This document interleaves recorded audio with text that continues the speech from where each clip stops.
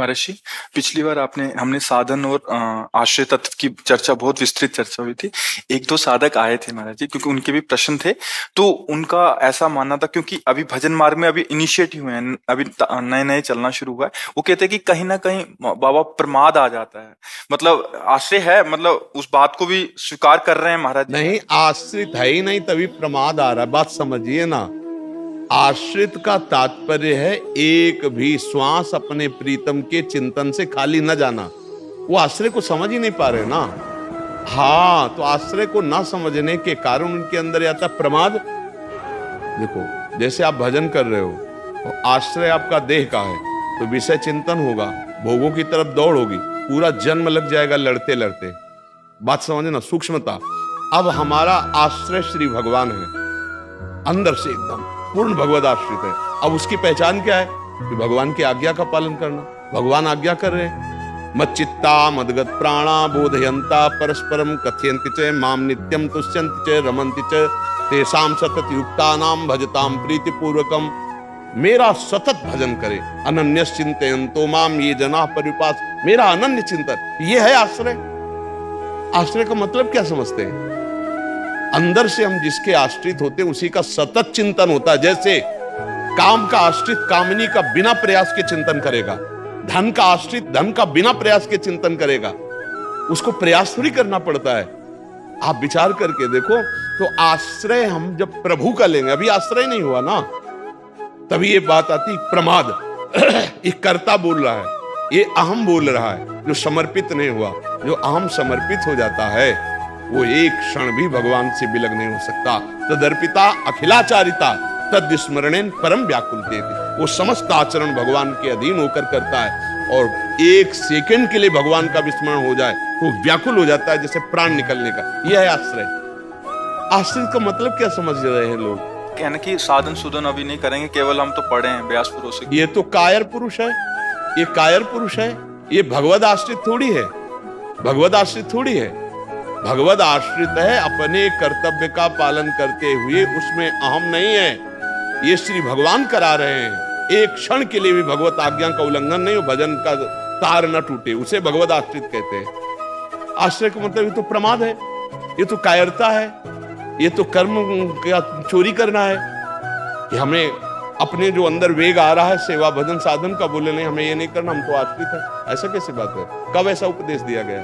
उस मर्जी इस बात का ऐसा भाव ले लेते हैं जो मतलब अभी चले नहीं है। हाँ, तो उनको ये आकर के निराकरण करना चाहिए कि ऐसा आश्रय का मतलब ऐसा नहीं होता है। आश्रय का मतलब होता है कि जैसे अभी आप स्वीकार किए मैं गृहस्थ हूँ, आप स्वीकार किए मैं पुरुष हूँ, आप स्वीकार किए मैं साधक हूँ। आपको ये स्वीकार करना मैं श्री भगवान का हूँ, श्री भगवान मेरे। यहां से प्रारंभ होती है उत्तम साधना। अब जिनके हम हैं उनका सतत चिंतन, उनके ममता में हमारे कोई मिलावट नहीं होगी। भगवद आश्रित है ना, तो सबकी ममता ताग बटोरी, मम पद मन ही बांधी बटोरी, तब तो आश्रित माना जाएगा। ऐसे थोड़ी मनमानी आचरण कर रहा है, भोग भोग रहा है और इसके बाद कहता मैं भगवद आश्रित हूं, वो तो प्रमादी है, वो तो साधक ही नहीं है, भगवद आश्रित ही नहीं है। भगवद आश्रित कैसे होता है ये पहले समझे आकर के। हाँ, जब तक साधन को भगवत कृपा नहीं समझेगा तब तक वो कैसे मन कर्म वचन छाणी चतुराई भजत कृपा करिए रघुराई। मन वचन कर्म से भगवान के आश्रित होकर वो नाम जप कर रहा है, कुमार्गामी प्रवृत्तियों को त्याग रहा है। जो नहीं त्याग पा रहा वो भगवान से पुकार रहा है, प्रार्थना कर रहा है, हर समय भगवत चिंतन। ये भगवत आश्रित का लक्षण है। ये जो लोग कहते हैं भगवद आश्रय से प्रमाद है, वो समझ ही नहीं पा रहे भगवद आश्रय किसे कहते हैं। व्यास भरोसे कुंवर के सोवत पांव का पसार का तात्पर्य है पूर्ण काम महापुरुष। बहुत ऊंची स्थिति है, छोटी मोटी थोड़ी है। तुम कहां पांव पसार के सोते हो? तुम तो व्यभिचार करते हो, मनमानी चिंतन करते हो, तुम पांव पसार के सो रहे हो। मतलब क्रियाओं को बाहर ना प्रकट होने देना, तो अंदर क्रियाएं तो हो रही हैं, आपके अंदर चिंतन तो चल रहा है। आश्रित किसके? विषय के, शरीर के, भोगों के, अहम के। ये चीज समझना पड़ेगा। आश्रय से ही भगवत प्राप्ति होती है का तात्पर्य है जिसका हम आश्रय लेते हैं उसका सतत चिंतन होता है, जिसका हम आश्रय लेते हैं उसके विरुद्ध कभी आचरण नहीं होता है, जिसका आश्रय लेते हैं हमारा प्राण प्यारा होता है, जिसका आश्रय लेते हैं उसके सिवा हमारा कोई नहीं होता। जैसे मीरा जी ने गिरधर का आश्रय लिया तो कहती मेरे तो गिरधर गोपाल दूसरो न कोई। तो रात दिन क्या हो रहा है? गिरधर का चिंतन हो रहा है। आप देखो, जिसका आश्रय लियो आपका चिंतन हो रहा है कि नहीं? आप कभी माला लेकर संसार का जप करते हैं कि आसन में बैठकर ध्यान करते हैं? क्यों? क्योंकि आपने शरीर का आश्रय ले लिया। शरीर भोगों के आश्रित है, तो भोगों का स्वाभाविक चिंतन हो रहा है। हमें नाना प्रकार की जितनी चिंतन वृत्तियां हैं वो सब शरीर आश्रय से है। इसी आश्रय को हटा के भगवद आश्रय में लगाना है। अब उसको समझे, तभी तो कहा गया जब बहुकाल करी सत्संगा तबै होए सब संशय भंगा। जब बहुत काल तक सत्संग करे तब समस्त संशयों का नाश हो जाता है। जैसे कल ये हुआ कि भगवान का भारत में क्यों अवतार होता है, अन्यत्र क्यों नहीं होता, उसकी चर्चा हुई। तो जैसे किसी ने एक दो ने कि भगवान तो असुरों का संहार करने के लिए अवतार लेते हैं। कहां अवतार लेते हैं? भक्तों की प्रार्थना से। नहीं, असुर किसे कहते हैं? जो पराई माता बहनों से व्यभिचार करता है, जो दूसरे के शरीरों का नाश करके मांस खाता है, जो कोई भी धर्म मर्यादा को नहीं मानता है, मनमानी आचरण करता है। ये विदेशों में ज्यादा पाया जाता है, नहीं पाया जाता? आप विचार करके देखो, मनमानी आचरण है ना, तो वहां भगवान का क्यों अवतार नहीं हो गया? राक्षस किसे कहते हैं? माने मातु पिता ने देवा, साधुन ते करवावे सेवा, जिनके ये आचरण भवानी ते निश्चर सम जानो प्राण। राक्षसी प्रवृत्ति की कमी है क्या? मदिरापान करना, मांस खाना, व्यभिचार करना, यही उद्देश्य है। खूब धन कमाओ, खूब शरीर के पोषण करो, भोग भोगो, कोई उनको स्वर्ग नरक भगवान इसकी कोई परवाह नहीं है। तो वहां भगवान का ज्यादा अवतार होना चाहिए, क्यों नहीं हुआ?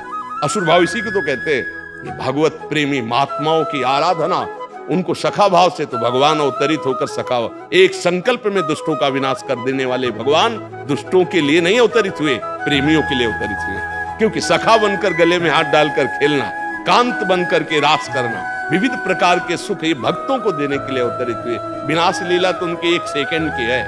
भगवान शिव रूप में तीसरा नेत्र खोल दें, अभी सब भस्म हो जाए। संकर्षण रूप में नीचे से पुरस्कार कर दें, पूरा ब्रह्मांड भस्म हो जाए। सूर्य भगवान अपने तेज में आ जाए, आग लग जाए। आप क्या समझते हो? विनाश के लिए उनको अवतार लेने की जरूरत है? मूल बात उनकी समझने की है। वो अवतार कब लेते हैं? जब सब बड़े बड़े महात्मा व्याकुल होकर उनको पुकारते हैं। वो अवतार कब लेते हैं? सर्वत्र व्याप्त भगवान जब प्रेम से पुकारा जाता है तो अवतरित हो जाते हैं। हरि व्यापक सर्वत्र समाना, प्रेम से प्रकट हो। प्रेम कहां है? भगवत प्रेमी महात्माओं को। वो कहां है? भारत भूमि में।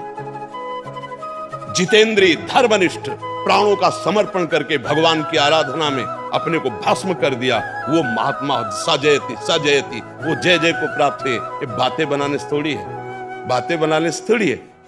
बस समझना है भगवान की बात। ये बिना आराधना के वाले जो बुद्धि के हैं, ये ऐसे तर्क वितर्क छोड़ते रहते, समझते नहीं। भगवान का आश्रय और उसका चिंतन बिगड़ जाए, कैसी बात करते हो? अहम का आश्रय, देह भाव देहाभिमान का आश्रय, अब भोगों में चिंतन जाएगा। तो हमारा पूरा जीवन लग जाता है आश्रय होने में, आश्रित होने में पूरा जीवन लग जाता है। और जिस दिन सच्चा आश्रय आया, उसी दिन भगवत साक्षात्कार हो जाएगा। शरणागति प्रारंभ से लेकर के जीवन भर शरणागति होती रहती है। तनुवांग मनोभिरमलई सोहम तविवाश्रिता, शरीर से, वाणी से, मन से और स्वयं से शरणागति। अब प्रारंभ से वचन से होती है, नाथ मैं आपकी शरण में हूं। अब पूर्ण हो गई क्या इसी से? अब तुम्हारे आचरण पूरे शरणागति होने चाहिए। तो शरीर की शरणागति हो, मन का संकल्प भगवान के अधीन होना चाहिए।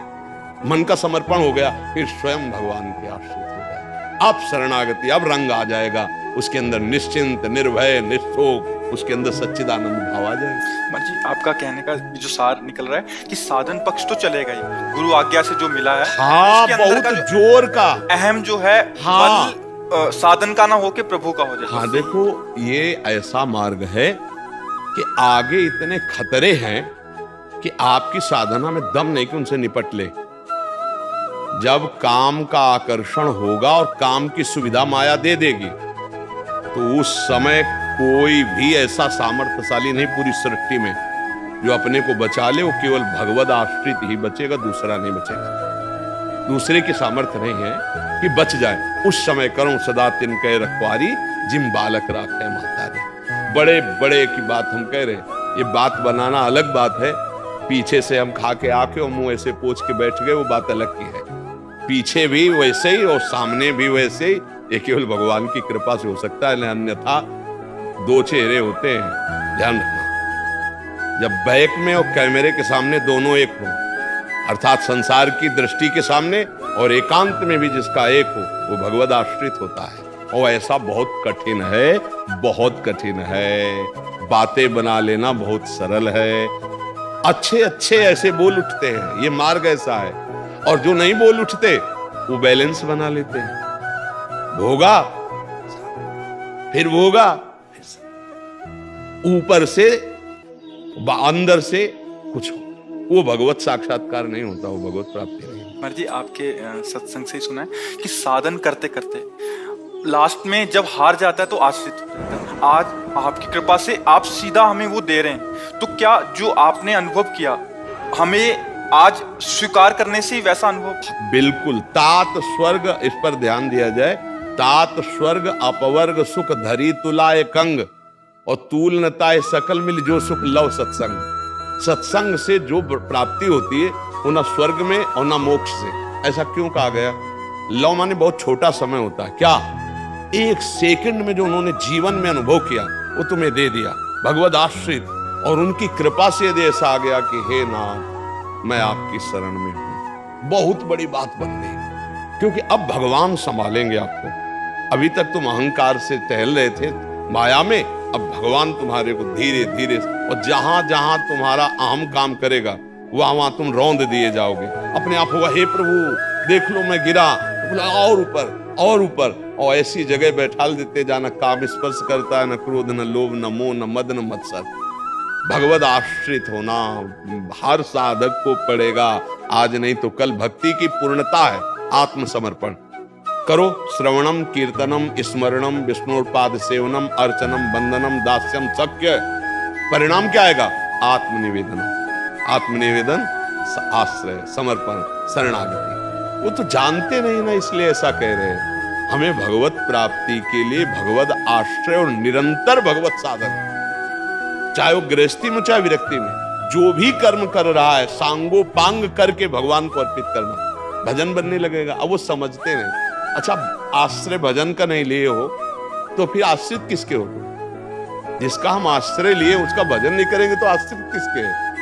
वो समझ नहीं पाते। आश्रय तत्व को समझना कठिन है, और समझ गया तो जिसके हम आश्रित रात दिन वही चलेगा। देखो कई बार बताया आश्रय की पहचान कि जैसे सुखद घटना आई, कोई सुखद परिस्थिति आई कोई, तो आपका मन कहां गया? ये देखना। कोई दुखद परिस्थिति आई, आपका मन कहां गया?